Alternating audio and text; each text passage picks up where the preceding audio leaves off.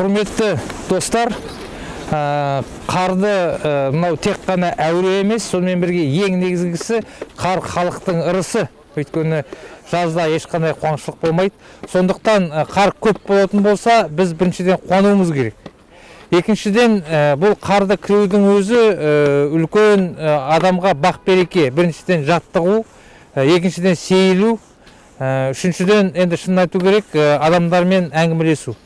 Сондықтан біз баршаларыңызды осы қалаға шығып, өздеріңіздің кішкентай есік алдыңызды, немесе ауланың үшін, немесе сол кішкентай машинаның айналасын тазалап жіберуге шақырамыз. Біз бүгін міне өзіміздің достарымызбен бірге мынау осы аллеяның ішін біраз жерін тазалап шықтық. Біз біргеміз.